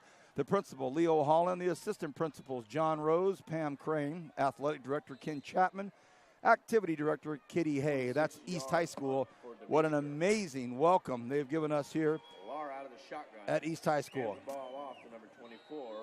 Laura to Marquez, very familiar. And while we're at it, let's talk about Ridgeview High School. We had a great night over there a few weeks ago. Steve Holmes, the principal. Kendra Weiser and Drew Parker, the assistant principals. Athletic director Mark Thompson. Activity director Carol Holland. Our sponsors, Kern High School District, PAV Solar and Communications, Kern Schools Federal Credit Union, Premier Lighting, and, of course, Tony's Pizza. Someone tonight is going to be handed a pizza box, and it's got a T-shirt and a $20 gift certificate in it for player of the game. 2nd and 9. Spread out offense for the Blades. Another handoff up the middle. And I was surprised that handoff didn't have some trouble to it. It looked like it, didn't it? Yeah, it sure did. Didn't pick up much, though, Rick. 3rd and 8. They're still pounding in the middle with Marquez. You know, like they did that first quarter. They came out and pounded Ridgeview with Marquez. 7.5 to go in this 3rd quarter. Just a beautiful night. I always love calling games up here at East High School. You can look out over the city. And Leo talked about all the changes made. And I didn't even notice in the north end zone over there the word family. Wow. Lara, screenplay. And it's caught out to Marcus. Marcus is going to get the first down, and he does. Boy, a good play out there to keep him from getting more. Nice big tackle out there by Amir Knox. Knox doesn't make that play. Marquez is taking that to the house. And Marquez really helped out his East Side teammates there. Just the last 3 yards, he had Amir Knox on his back. And great poise and presence out there by Richard Lara. He knew he had some serious traffic in his face and delivered it. Now 3 receivers down here to the near side. Lara hit big, fumble. I think took a big hit. Wow. Took a big hit from the blind side. Getting a lot of pressure in that backside. They're letting those guys go, and he kind of pulled up to throw it downfield when he did. Well, it goes without mentioning Ricky Lingwai was involved in one way or the other. And he received the bulk of the high fives as he left the football field. And he is an absolute force. When you watch this and you're watching this camera, when you see the white jerseys and yellow pants on the field, look for number 44 on defense. Special kid. Ty Johnson with the carry for Ridgeview. So Ridgeview now, in just the flip of a switch, all of a sudden, 2nd and 5 at the East High 20-yard line. Didn't take long for that momentum shift. No, and we're probably in 4-down zone for Ridgeview here. Glinton takes the snap. Again, hands it to Johnson. He falls down. He loses his footing there. And, boy, that couldn't have come at a better time for East High. Although you mentioned Coach Manning and Ridgeview in 2-down territory, it still helps when it's a loss of a yard. Yeah. But I don't think Coach Manning's got a lot of confidence in his kicking game, so you may see that offense staying on the field. Ty Johnson again stands back there behind the quarterback, Keontae Glinton. Fakes it. Now Glinton flushed out to the far side. He stops, throws, and it is caught. Oh, what a pass, what a catch. And Glinton took a hard hit, not late though. And it is extremely close to the first down marker. Very close to the first down marker. Great pitch and a great catch out there. Boy, hats off to Amir Knox for going up high to pull that down. It was a actually he got cut. Monroe made the tackle. Monroe got under that route there, and it looked like the receiver broke it off, and Glinton actually made a good throw. He sure did. So first down, Wolfpack, they get it, and now they are on the 14-yard line, and Moya is the lone back and the Wildcat. He looks over at the offensive sidelines looking for some kind of call, threw his hands up in the air like, what are we doing? He's got Amir Knox way out to the right. He's just going to run anyway. He loses this footing for a second, stays up, and boy, he got a few out of nothing, about 3-yard gain, and it looked bad at the start. Yeah, it did, and looked like Monroe there had the initial hit 4 yards on Moya. 2nd and 6 for the Wolfpack at the 10-yard line. Under 5 now here in this third quarter. Number 2, Vaughn Harris with the tackle. 9-7. We always get a wind here late in the evenings, and you'll see Ridgeview's got a nice little wind to their back here, and it. Rick, I remember calling games over. We see those lights over there at Highland, and those winds would come up off the bluffs, and not only were they ferocious, they were freezing. Yeah. Here we go. Glinton hands to Johnson, and if you're a Ridgeview fan, it's possible you're watching this or in the stands saying, hey, just keep giving the ball to number 5. But it's easier said than done with this East High School defense. They're playing some really, really good D. It is. You know, the big thing that East High is doing well is they've eliminated the big play. We've seen Ridgeview play a couple times this year, and they've kind of lived and died by the big play. We've got a timeout here, and that'll give me a chance to give our sincere thanks to the superintendent of the Kern High School District, Brian Schaefer. Thank you, Brian, for allowing his vision to take hold. Brenda Lewis, the assistant superintendent of instruction. Thank you so much, Brenda. Dean McGee, the assistant superintendent of educational services and innovative programs. You know, that's a very cool title. I love that title. The assistant superintendent of educational services and innovative programs. It's a nice title, but how about this one? Director of School Support Services, our very own Stan Green, the mastermind and the arm behind the play up at Memorial Stadium. Rick Van Horn, also an author. Haley Street Heroes, what a great, great book that is. South High Rebels 21. And Stan Green, a big, big part of that. Legend. He's a legend. He's a legend, huh? And he's the man behind these production efforts. Kevin Willie to my left. Well, speaking of that, we'll be up there. The 81 team will have a reunion tomorrow before the game. You going to come up and say hi to me? I'm going to probably not make it. I can't go to the game. I've got to go to a wedding, but I will be there for pre-game festivities with some former teammates there. TMI, Rick. TMI, just show up. 3rd and 4. They give it to Moya. Moya's going to get it and more. Moya, touchdown, Ridgeview. Some nice left side of the line. Got some big blocks out there. Jeremiah Thomas out there, and Coach Manning's going to be beside himself if his penalty's on him. It seems like to him that when he does something significant out there, there's a flag, and Coach Cravens is over there talking to his guys, and they had a false start, so no touchdown. Eesh. East High got a break there. That was the first time that we've seen East High break down on the defensive side, but fortunately, it was their penalty, and we're going to bring it back. Well, that's enough to send some shudders down the backs of those East High coaches, though. Now they know. Moya's starting to sniff the end zone. 3rd and 9. And they go right back to him, and it's the exact same play. He cuts upfield this time, and that's a touchdown. And it goes without saying that Jeremiah Thomas, 6'5", 300-pounder, number 72, big old guy out there for the Wolfpack, is on that left side, and they went behind the big horse and got it. They sure did, and that's going to be tough to overcome. Both teams, East High's been moving the ball between the 20s, but when they get inside the 20, you talked about them shooting themselves in the foot. So hopefully they can change that in the second half. 13-9. And Coach Manning going for 2. Galinton, the QB, takes the snap. No dice. Big play by East High defense. Sure was. Big play. It is a 4-point differential now, 13-9. And nice play by that East High School defense to not let that 2-point conversion get in. Boy, when you get a 2-point conversion scored against you, sometimes it stings, you get. Now it becomes a touchdown, puts East High ahead. They're in good one-score position here to take the lead on their next score. 3:49 remains here in the third quarter. Ridgeview leads 13-9.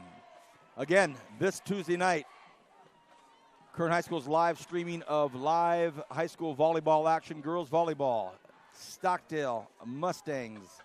Head coach Maria Kolatz will bring her Mustangs in to go against the Bakersfield High School Drillers. Kathy Trent and her young drillers. At any moment, she has 4 freshmen and 2 sophomores out there, and they continue to battle, but they will host the perennial superpower Stockdale Mustangs, and then we'll hold on and see and wait and make a decision Wednesday on where we will be Thursday night score. And we're hoping we'll have the 14. Garces Rams 7. implicative game of the league championship Thursday night for volleyball. Stockdale Mustangs 27. Tomorrow night, Frontier Renegades, 17. 6 p.m. kickoff, hosting Cerritos up on the hill. All right, that's number 3. The Fabian 81 again on the Renegades kickoff for Ridgeview. reunion. Kicking it deep to Joe Hard Wilson, taking it at line the 10-yard drive line. kick, taken at the 10-yard line. And Joe is going to be wrapped And up just past the 20-yard line. going to be 1st and 10 for East High on the 20-yard line. So you got a 1981 reunion up there. You're not going to come up to the Dameron deck No, because we'll have a Dameron with you. with me. My brother-in-law? Your brother-in-law. Does he know that? Probably not. Does my brother-in-law know he's going to be there? I'm going to text him. Pablo, do you know you're supposed to be somewhere tomorrow? Here we go. 3:41, 13-9 is the score. Ridgeview leads by 4. Here come the East High Blades. Marquez, as Rick said, one of, if not the fastest young men here in the Valley. 4-yard gain for Marquez. And he gets 4 yards, and he is a dangerous, dangerous running back. He has that football in his hands. You better get on him quick or he's gone. Yeah. I'm surprised East High hadn't tried to get him the ball in space more. You know, they're running between the tackles quite a bit, but we saw the one time they did get him in space and got about a 12-yard gain, and we just talked about him. There he goes. There he goes. Raymond Marquez. It's save it. It's not going to happen. Raymond Marquez. That had to be about 80 yards there, huh? I was going to start calling 40, but at the time I would get to a number, he'd be past the number. We just said if you don't get him quick, he's gone. Yeah. Woo! And that was right between the tackles. I was talking about getting the ball to him in space, and there they go right up the middle. 80 yards. 74 yards. He has chopped up some big yards tonight, hasn't he? Well, with that run he does now. The snap, the hold, and here's another low one. They don't like to waste a lot of space. They get it. Here East High Blades, 16. Ridgeview Wolfpack, 13. What a poignant moment we were making when we talk about Marquez's speed. And when he touches the ball, you have about 2 seconds or less to get him. Yeah. There was less than that, less than 2. Yeah, once he cleared that second level, it was Katie barred the door. He was going to the house. 16-13, East High School. Up on Ridgeview right now, 2:57 to go here in this third quarter. That was big for East High to respond after Ridgeview had recovered that turnover and took it in for a touchdown, and East answers back. And Rick, we talk about the size of that defensive, the size and aggressiveness of that defensive front for Ridgeview. And I'll tell you what, the offensive line for these East High Blades, I mean, Angel Baez, he's down there making some big hits. And another nice player from them, Victor Contreras, up there in that offensive line. Nice job, fellas. Now it's a short little 7-iron, taking it about the 33-yard line. Oh, big hit. Oh, goodness.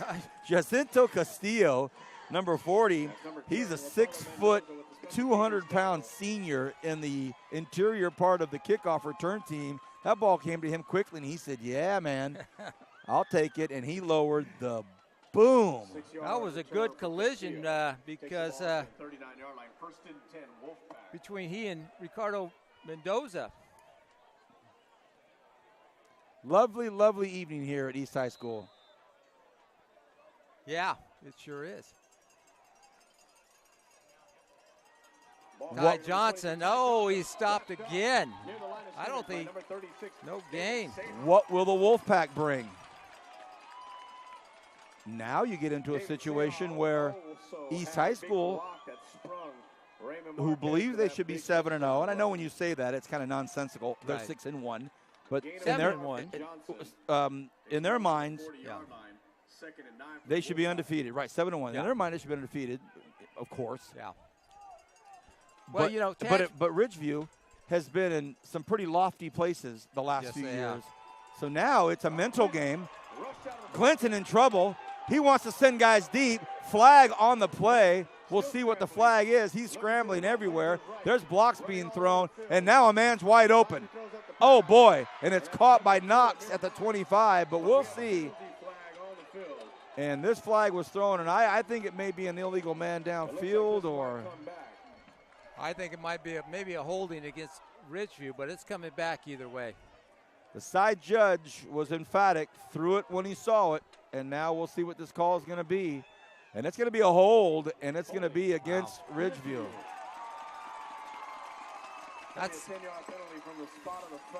We talked about Monroe the first half a lot, and that was the first mistake he'd made, letting that receiver get behind him like that. I mean, and one guy you don't want to let get behind you is Amir Knox. They have dodged some bullets tonight, and that's a lesson learned, hopefully. And if you're Ridgeview right now, you've got to really, really focus on execution. You've got the skill.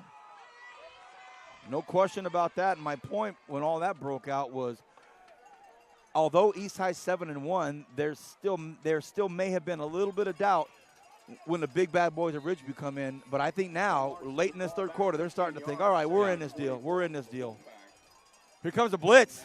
Oh, my. Great play action. Glinton faked it to Johnson, and Johnson just got plowed over. A great play action, but boy, what a big hit laid on TJ. I think that's David Seha, wasn't it? And Ty Johnson took a smack of a hit. 11-yard pass Woo. to Amir Knox. Well, going back to what you were talking about, East High coming into this game 7-1. Probably in their minds should be 8-0. They went to a Tehachapi up to the hill and lost to a Tehachapi team by 6 without the services of their big guy, Raymond Marquez. So now they're at full confidence level right now. Clinton wants to run and can't go anywhere. And on a 3rd and 13, it looks as though right now the Ridgeview offense not able to capitalize on anything right now, Rick. Well, you know, we've seen them before this year, and the one thing that we've kind of seen, they kind of slowed it down, but they're making less mistakes now. You notice that, you know, we saw those 2 games, and there was laundry everywhere on the field, and they've kind of cleaned up their play, but they've slowed down their play. It's 4th and 9. Here comes a punt. It's not bad. Might bounce right into the runner's hands, but he lets it go. Not a horrible bounce, but could have saved maybe 8 or 9 yards. But they stopped that Ridgeview offense. That's the upside. They did. So here comes East with 15 seconds left in the third. And we've been hearing scores of other games float over here to the east side when they read them out. This is a score at the end of the third quarter when it gets read. I think it's going to get a few oohs and ahs. 16-13, East up over Ridgeview. I think so.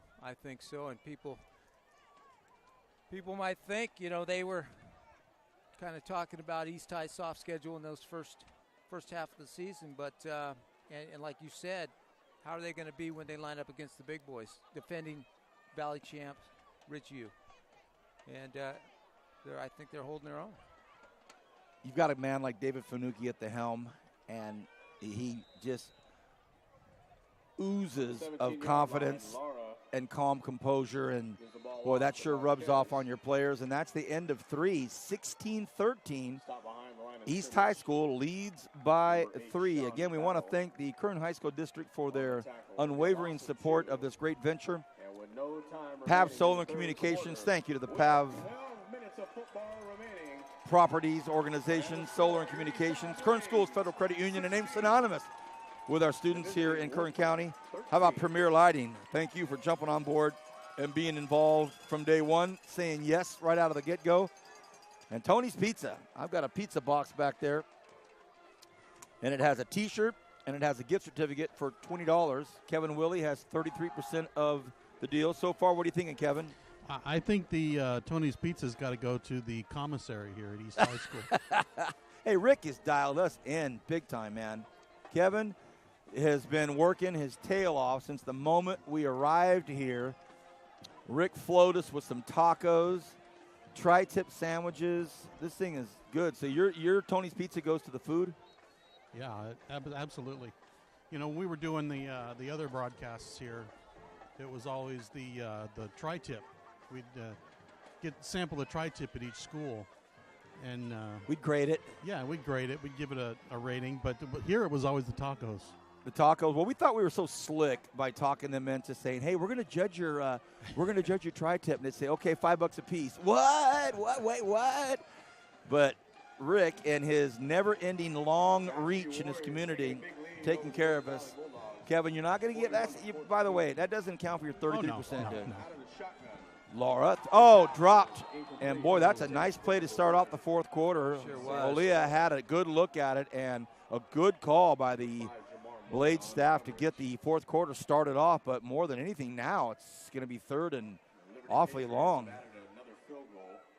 I was kind of waiting for East High to open it up a little bit. They're getting man coverage on the outside, and they've got some receivers that can catch the ball. This Alan Lopez and O'Leah, who made some nice catches in that first half, and Garrett Sherman. You know, those guys are all guys that can catch the ball. Lopez, you've got to take a shot one of these days and try to get him the ball down the field. Well, here we go. Laura on 3rd and long. He's got pressure on him, as always. Now he's in big-time trouble. He's going to be brought down. He's inside the 5-yard line. Big-time trouble. He goes down, takes a huge hit at the end, and, boy, Ricky Ling-Wide let him know, too. He let him know, you're down, and I'm going to show you you're down. So now the Blades will start off this fourth quarter essentially punting it out of their own end zone. The 4th and 22 for East High. I got a feeling Moya's going to try to field this ball wherever it's kicked. Number 11, Alan Lopez. Ridgeview's going to get good field position out of this. Jamar Moya stands inside Blade territory. Not a bad one. Let's see where this thing bounces. When it bounces inside, so that's nice. Moya picks up at the 47-yard line. Couple of big blocks here, but Moya still looking for some more time. Now Moya cuts back and gets knocked out of bounds at the 32-yard line. So that's about a 20-yard gain, and we've got a flag on the play here. And Moya, really nice, super talented kid, and Coach Fanucci said, hey, nice run, young man. Wow, let's see what this call is going to be. It's going to be a hold, and it's going to be on Ridgeview. So that long run. And boy, oh boy, Rick, I know you said they haven't had a lot of mistakes, but the ones they have had tonight have come at crucial times. Yeah. And, you know, you're looking to get up to about the 30-yard line and be 30 yards away from going up, and now it's back at midfield. So I'm just I'm saying what I see, not trying to read anything into it. A lot of chance. Glinton, the QB, number 11, and he's got Griffin in motion. Once again, the quarterback. Griffin's going to stop right there. The lone setback. Handoff is to Johnson. They give it to Ty Johnson, and he goes to about the 45-yard line, so it's about a 6-yard gain, and we're in the fourth quarter. Well, over the last 3 or 4 years, we're so used to Ridgeview just kind of taking over the game, you know, and they get going here, and then they kind of shoot themselves in the foot. And tonight is unusual for their offense. 2nd and 5 officially. Glinton again to Johnson. Oh, some nice running up there, but a good tackle by Jonathan Monroe. And didn't look like a big hit, but you get him by the ankles and stop that super fast running back and Ty Johnson. Yeah. Monroe is everywhere. He is just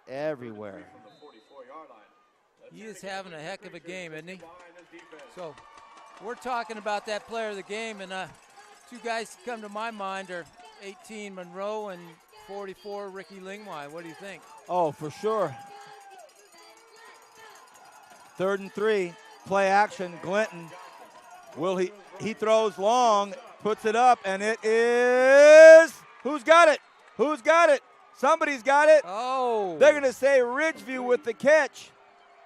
No, they're going to say, okay, oh my God. I thought the rep was pointing that way for a minute. He was saying, come on, Chains. Bring in the Chains Whoa, down. what a big pass by Glinton. He threw it up. It was a battle. It was a tussle for the football, and it comes down in the Wolfpack hands. 1st and goal from the 5.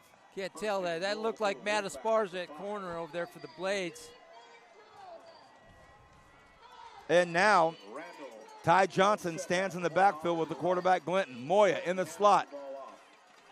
Glinton in trouble. Glinton trying to get to the outside. He will not. He gets chased out of bounds. So a nice job out there by Kenny Holmes. So 1st and goal from the 5 now turns into 1st and goal from the 12. Talked about East High doing a great job not giving up the big play, because Ridgeview lives and dies with that big play. And 4th quarter, they give up their first big play. I thought Glinton was just going to run for it. I thought he was going to take off and get the first, and he unloaded that baby, and off it went. 2nd and goal from the 12. Glinton again. He wants to pitch it. Ball's on the ground. Fumble. They're going to say Ty Johnson came back up with it.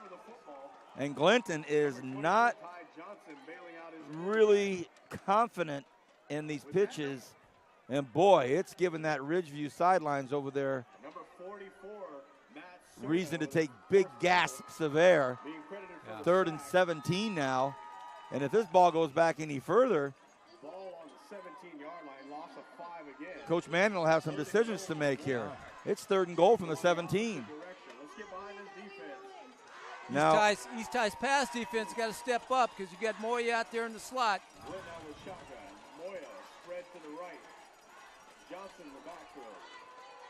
Glinton throws. Oh, and he has a man wide open, and it's Moya.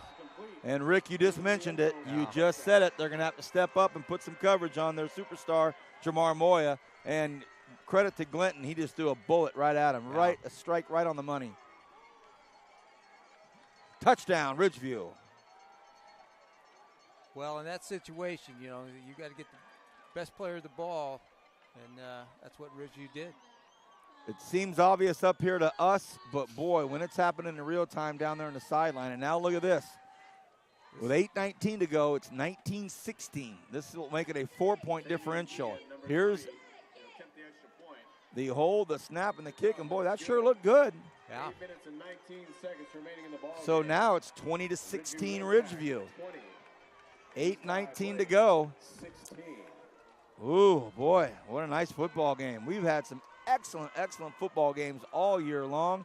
I've got Rick Van Horn calling the game of midnight last week. Your good buddy Brian Adams and I called another fantastic football game. We were just so thrilled to be out there to call that. Kevin Willey's been with me for a lot of years and been with us since week 0, and he's witnessed a lot of these great football games as well.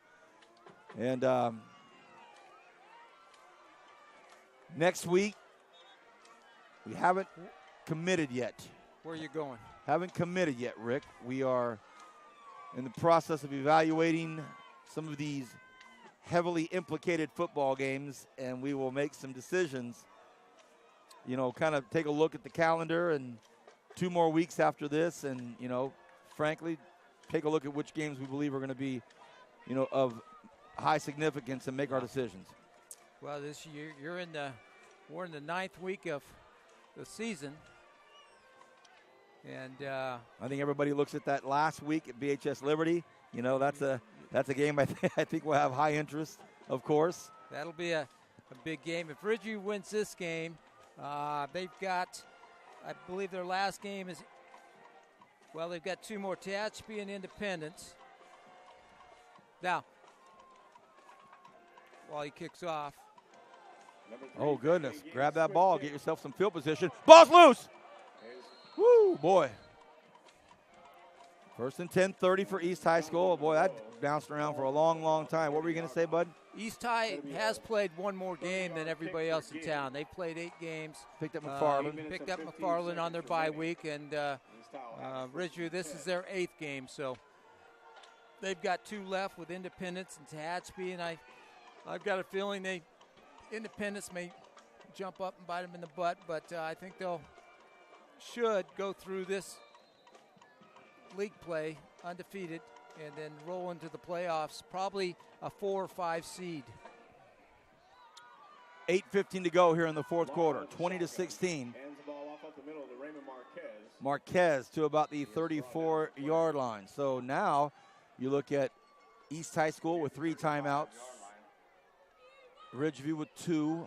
We're at the 8-minute mark exactly left here in this fourth quarter. And Ridgeview leads by 4, 20-16. This has been a fabulous football game to watch and to call. A lot has gone on. We've seen it all tonight. 2 backs back there with Laura. He takes the snap. They hand off.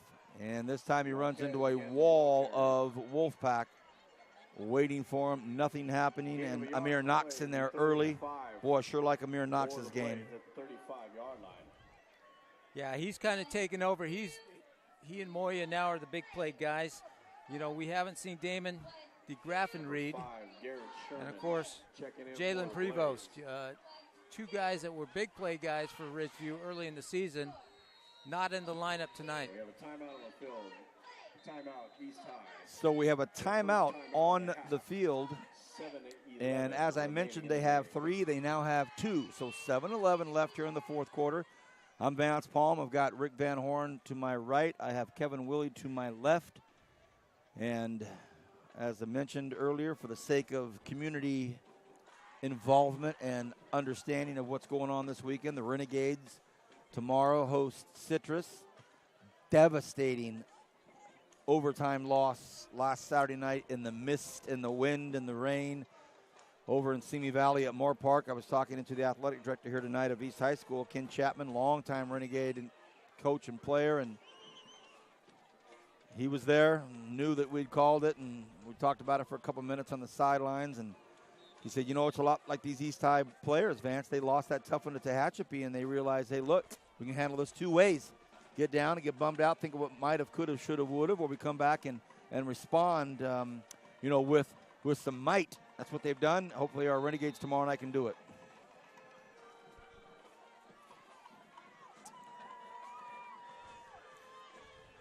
Who else is going to be in that parking lot with you tomorrow tailgating for the 81 party? Well, we've got actually Mr. David Finucci. Oh, boy. Yeah. And probably a guy you probably know, Wyatt Ross. Oh, one of the Renegade Radio consultants. Look out. Laura gets pressured very early by Nathaniel Zendejas, and Ryan Pierce came in to clean it up. So the Ridgeview Wolfpack defense able to call in their magic, and it's going to be 4th and awfully long. East is going to have to put this ball back into the hands of Ridgeview, and it's going to start with Jamar Moya standing at about the 45, and he's got Amir Knox back there with him. So whichever side this ball goes to, it's danger. They decide to go deep to Mox. Oh, what a beautiful punt. And look at this. What a punt. Listen to the crowd. And Alan Lopez, you couldn't have asked for a better prescription from the doctor than a 65-yarder that bounces down inside the 15-yard line. Goodness gracious. 63-yard punt for Alan Lopez. You know, East High has done a good job answering back when Ridgeview would score. That was the first time that they didn't match touchdowns with Ridgeview. So I think we're going to see a lot of Moya this series. Oh, again, what a great punt by Alan Lopez. 63 yards, and that certainly helps out.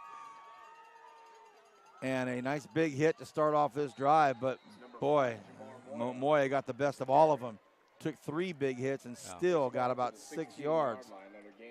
7, they say. Wow. 6 minutes to go here in the fourth quarter. Ridgeview leads 20-16. They've got the lead. Can they chew up some serious time and move the sticks? With the last tackle.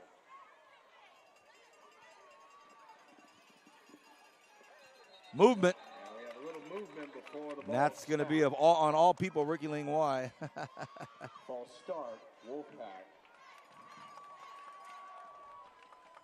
Brings the ball back 5 yards. It'll be 2nd and 8 from the 11-yard line.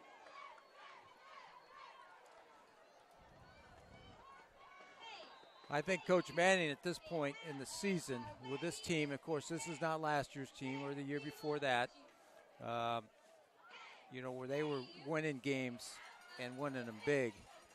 This year he's kind of settled in. Hey, we just want to get the victory and move on. Glidden hands the ball off to Moya. Moya off to the right Moya, side. strong power right move. Inside the 15-yard line. That's number 16. Gets up to the 15-yard line. And nice tackle out there by Cameron King. And the reason I bring up nice tackle because, well, first of all, it was. Second of all, Moya is pretty hungry these days, Rick. I'm sure he feels like he's not making the statement that he wants to make just yet. And he is really 3rd and 5 for the Wolfpack. Let's get hungry for something to happen in his senior season here.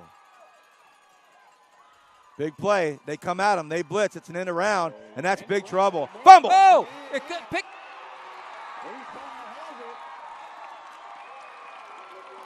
Well, we just talked about East High answering. Woo! We talked about East High answering on Ridgeview scores. With the forced fumble. And guess who just had the hit again? I got to say. Kenny Holmes. Kenny Holmes. Are you kidding me? Number 18, Jonathan Monroe, appears to be the one that came up with that fumble recovery. East High's offense at the 6-yard line. And of all people, another Jonathan Monroe mention. Yeah. He scoops it up. All of a sudden, 1st and goal from the 5. Marquez hops over the offensive line. And a lot of hubbub for no gain. I don't even think he gained anything. So 2nd and goal from the 5. And let's not forget that super important PAT that Ridgeview put through. They tried for a 2-pointer earlier in the game a couple times, didn't get it. Got the 1-pointer to make it a 4-point game. And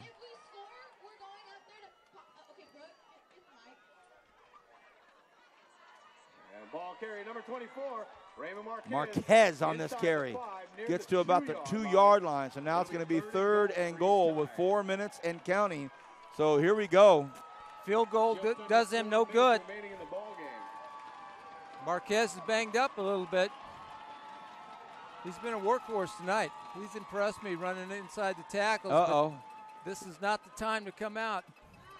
He comes out obviously favoring that left ankle, and he goes down. He is down, and he goes down on his back.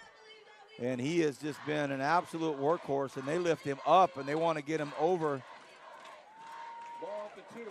But here we go. 2 backs back there with him. Monroe behind them. Looks like a little confusion, and they got it. Touchdown.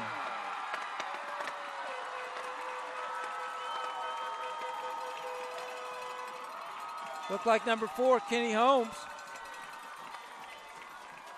The Blades pounded in after an untimely fumble by the Wolfpack, and with 3:19, now all of a sudden it's 22-20. And with the apparent kicking struggles of the Wolfpack, a 3-point lead is decent for the Blades. So here comes Monroe, who's had a heroic football game so far. He comes on for the big PAT. The snap, the hold, the kick, and it's blocked. It's blocked. Sooner or later, that low kick was going to get blocked, and they got it. So to add more intrigue to the already unbelievably scripted football game, 22-20, a 2-point lead with 3:19 to go. 20. Stay tuned, everybody. Whoa. Well, this is one game I don't think both coaches don't want this to come down to their kicking game. Neither one.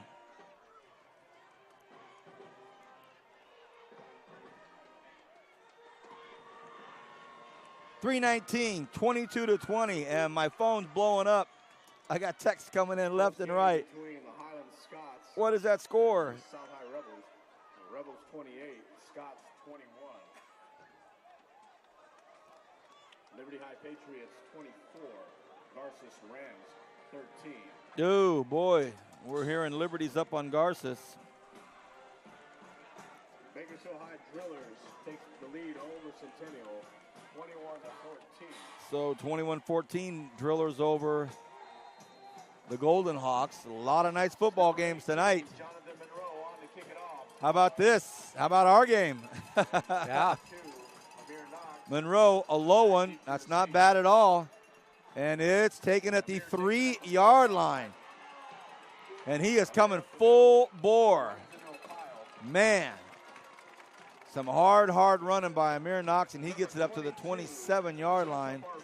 So big tackle by Joe Arvizu.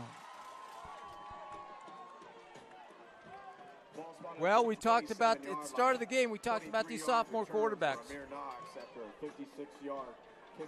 And now we're going to see how Glitton, being one of the sophomores, Man, that's good stuff right here. he's going to react and First and 10, Wolfpack at their own with a little 27 pressure yard on line. him.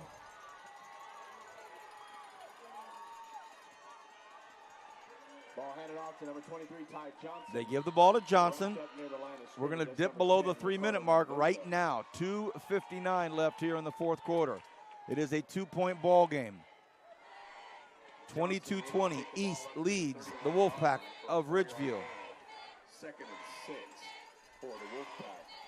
No time now to talk about Tony's Pizza Player of the Game on hold. Johnson in the backfield. Glinton, the snap, fakes it. Glinton wants to put the ball in the air. He has a man wide open, and it's Moya. And you couldn't ask for a more dangerous man to be wide open in the middle of the football field, and he's at the 40-yard line. And that's good enough for a Wolfpack first down. If you're going to know where one, you need to know where that guy is at all times. 27-yard pass down to the 42. There's always that one guy.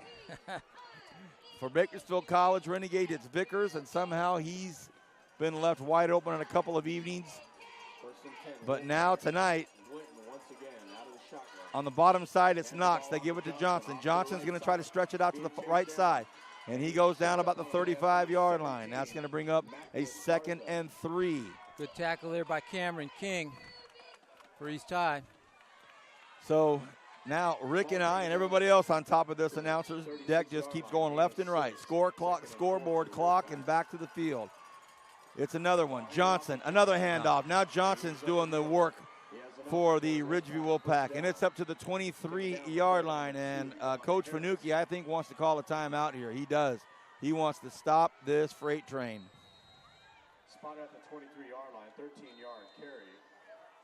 And there's a timeout on the field. Timeout, East High. It's their second timeout of the half. With exactly That 2 momentum minutes is remaining in the something. ball You know, game. East High just last series had all the momentum, and now it's shifted, and the Wolfpack, we got that big Mo on their back. Well, it was reported that this was the biggest game in the last decade for East High School for the school's program. And it's senior night, and big crowd was here earlier, and they've got probably 40 cheerleaders. The band is as great as ever. The food, everything. This has just been a stellar night at East High, and I'm sure the Blades would like to finish it off with a win. But Ridgeview, the stoic, High Drillers add another 7 austere, points. talented Wolfpack that's been in some high-level football games over the last 2 or 3 years. They just break out of the huddle and say, let's just get this done. They trail by 2 with 2 minutes to go. Isaiah Martin touchdown. They've played a tough schedule early on. You know, they 24-20 Liberty, Central, to Liberty Patriots. Stockdale, BHS. So they're used to these type of games. Here we go. 1st and 10 from the 23. Timeout in the shotgun. Glinton from the shotgun. Hands the ball off to number 2. Knox blows through everybody. Knox, touchdown. Slices through the Blades defense for the touchdown. 26-22. So I would imagine they would go for 2. Go for 1, it makes it a 5-point game. Go for 2, at least you make it a 6-point game. And that's exactly what's happening. Ridgeview, big touchdown. Amir Knox, essentially untouched. Maybe a little contact at the line of scrimmage, and then boom, end zone. East High's answered back every time Ridgeview has scored, and they're going to have about 2 minutes, less than 2 minutes to answer back for this one. The only upside is they scored quickly at least. Glinton with Moya and Knox split to the right. Johnson in the backfield. Here's a 2-point conversion.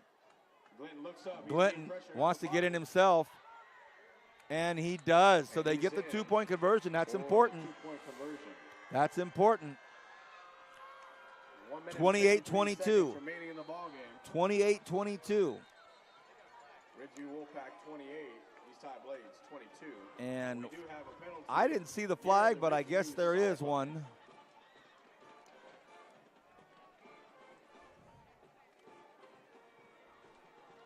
And I don't know if this is going to be called after the PAT. Is it on? Is it on Ridgeview after the PAT? It is against Ridgeview. Coach Fanucchi wants an explanation.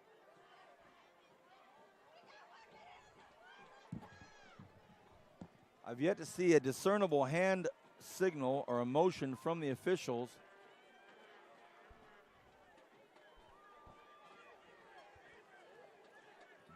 And they're going to do the PAT again. This time from the 15-yard line. Boy, Ridgeview's having, they've had a lot of their, points called back and big plays called back. And so Coach Fanucchi, I guess, is he even given an option, or did he take the option and decline it? I don't know what the call is still. Well, either way,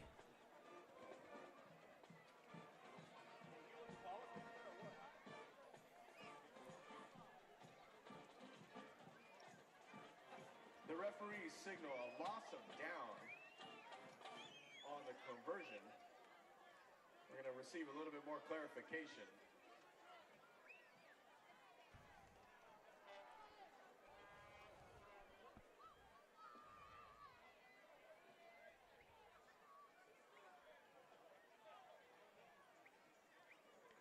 so it looks like the 2-point conversion was good. Whatever penalty it is, it's against Ridgeview. It's the going penalty to be will assessed on the kickoff. It's going to back up Ridgeview.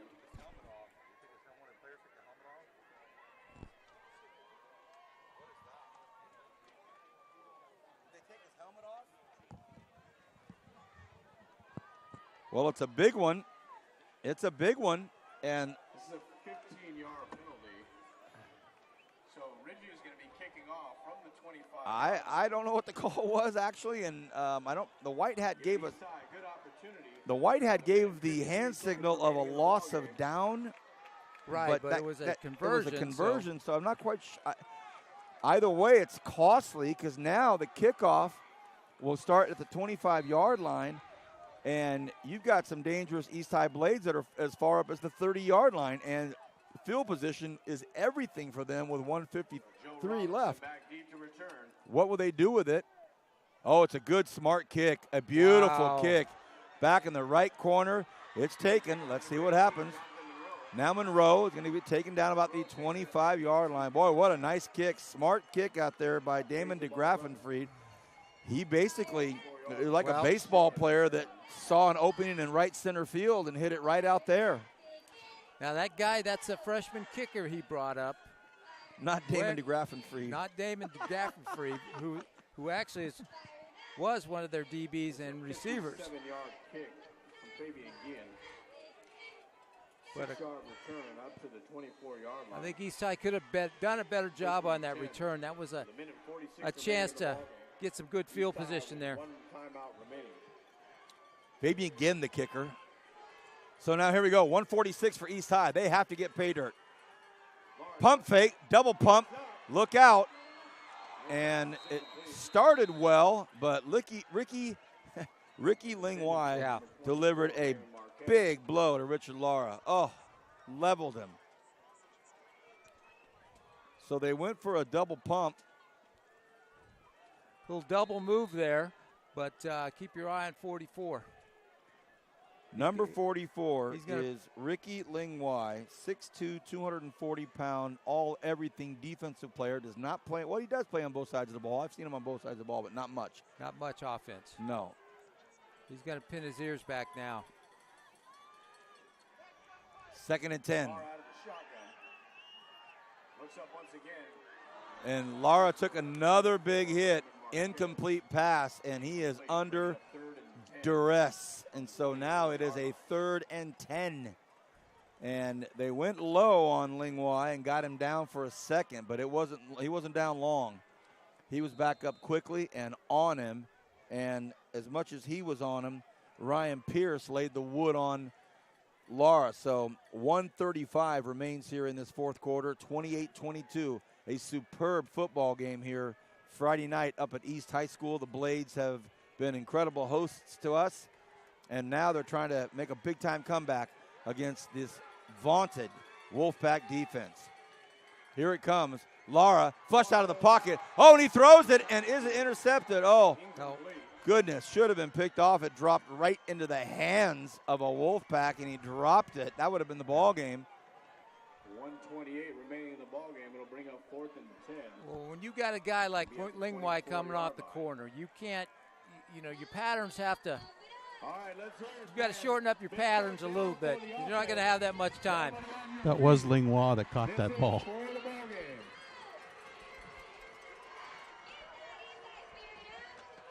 Well, here it is. Here's the football game. Looking for a conversion to keep East needs drive alive. 10 yards to keep going on a 4th and 10, and if they don't get it, this thing's over.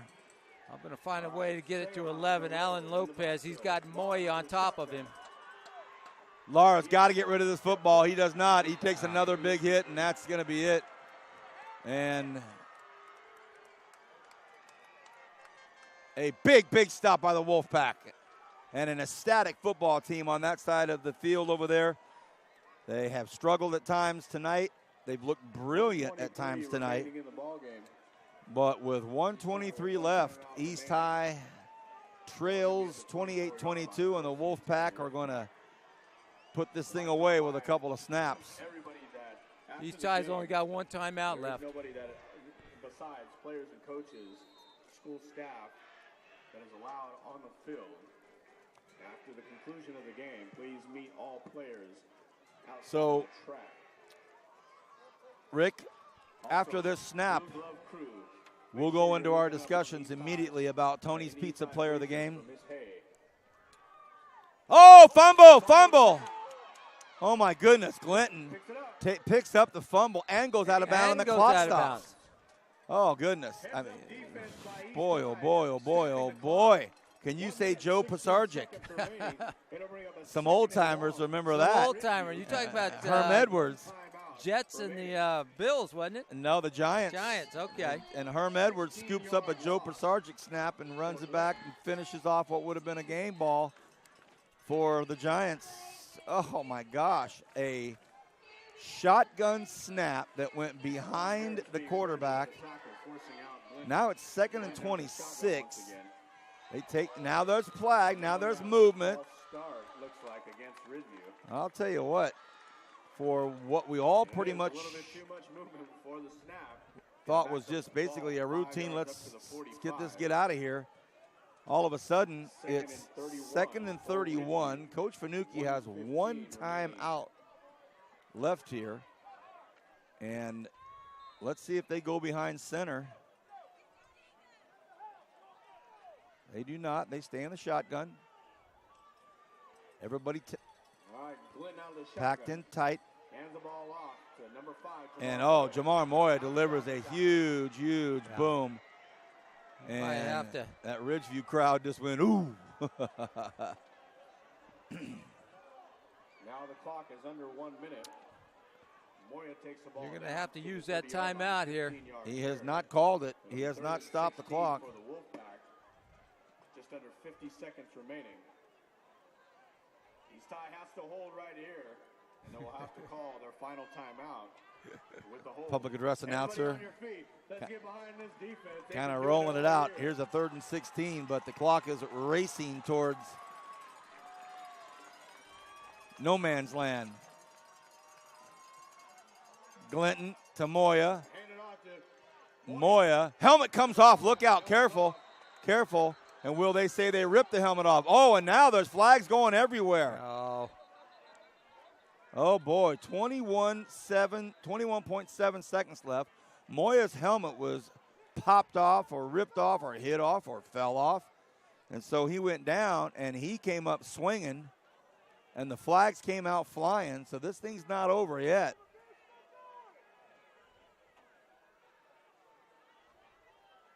And with such little time left, I think conventional wisdom would be that they were just going to go down on a knee and play it out. We have 4 flags. Get this thing over with, but that's not what's happened. And it didn't look like East High did anything intentional. A helmet came off on during the tackle. When you're going to tackle somebody and you're already in the process of tackling it, and the helmet pops off, I don't know what the initial flag was once the helmet came off, because the play was still continuing. He did go to the ground. So unless it was face masking and we didn't see it, and that was what the call was, but then after that, the flags came flying quickly. The officials are done with their huddle. Personal foul, face mask on East, so that was the call. But then we get a dead ball, unsportsmanlike conduct against Ridgeview. Dead ball, unsportsmanlike conduct against East High. Those penalties will offset. Well, I don't think that they'll offset if there's a face mask. No, they'll get the face mask. Right. But the face mask won't be offset, but the 2 unsportsmanlike calls will.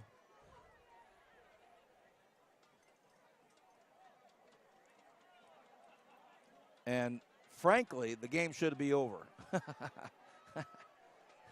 I was an armchair quarterback, the game should be done, and we should be talking about Tony's Pizza player of the game. But it is what it is. Well, I'm still sold on Jonathan Monroe from East, or 44, Ricky Lingway. I don't know how you guys are. Well, or which way you're leaning. We've leaned towards the winning football team. We've been consistent 100% of the games. And since this isn't over yet, and we have no idea if it's going to be over yet, with over-the-head snaps, fumbles on, some interesting stuff. Less than a minute going on that we're not used to. Kevin, unsportsmanlike penalties. Rick's got Jonathan Monroe if East were to pull it out. Ricky Lingway if Ridgeview were to pull it out. I'm going to go ahead and jump on board with both of those. Yeah, I'm definitely leaning towards Lingway. Amoy has done a great job, but I've always wanted to give one to the defense.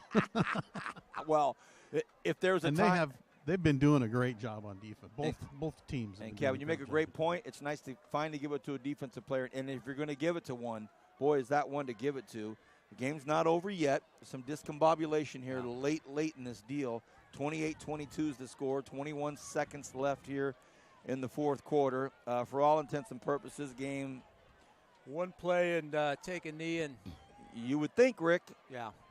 But, and if it does go that way, Kevin, what else? Oh, I just think Marquez has got his foot in there too. He's been having a really good game. Absolutely. I mean, Marquez no question should be in the conversation, and we don't want to skip over that conversation with him. For every reason, he's just been phenomenal. Done a good job. Carried a big load, took a pounding, and was still standing. Monroe for East, had a great game on defense. Also was their kicker, had some plays on special teams. Okay, well, now it looks like we're going to get what everybody expected. On a 3rd and 4, they go down on a knee. And what a football game. 28-22. The Wolfpack with a big road win on senior night at East High School. And on behalf of Kevin Willie, Rick Van Horn, and myself, we want to thank you for your hospitality. What a great, great night here at East High School. Kevin says Ricky Ling Y. Rick says Ricky Ling Y. I say Ricky Ling Y. That's our Tony's Pizza player of the game. We don't know where we're going to be yet next week. Stay tuned. Go on the website. Listen for an announcement. And we'll see everybody Tuesday night watching BHS Volleyball hosting Stockdale. Rick, final thoughts on this football game? Well, I tell you what, it was a heck of a game. And I really, we really didn't know what to expect out of East, but I was very impressed by what I saw tonight. Kevin, thank you. Appreciate everything you do. I'm going to head down there and give out this Ricky Ling Y award, the Tony Pizzas award to Ricky Ling Y, and then we will pack up and call it a night. Rick, thank you. Enjoy the Memorial reunion, the reunion tomorrow at Memorial Stadium, and a great weekend. Thank you, buddy. Good night, and God bless.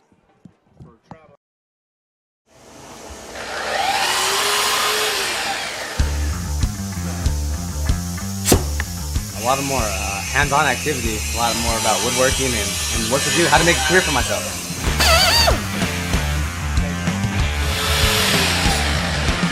It's not only for guys. I am actually learning how to make cupboards and put everything together, like doors, cabinets. It's really fun, actually.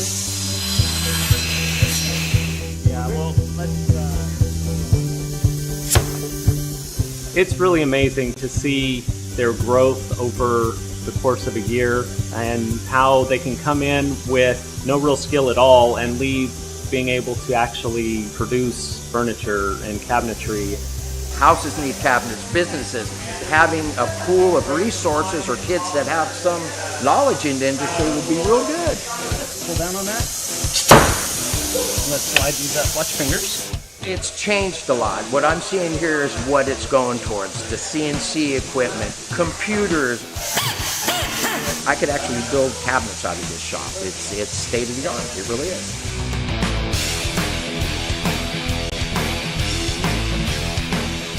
I am constantly looking for students that have been through these programs. It's always nice to have a person that has some experience. It's a lot easier to train.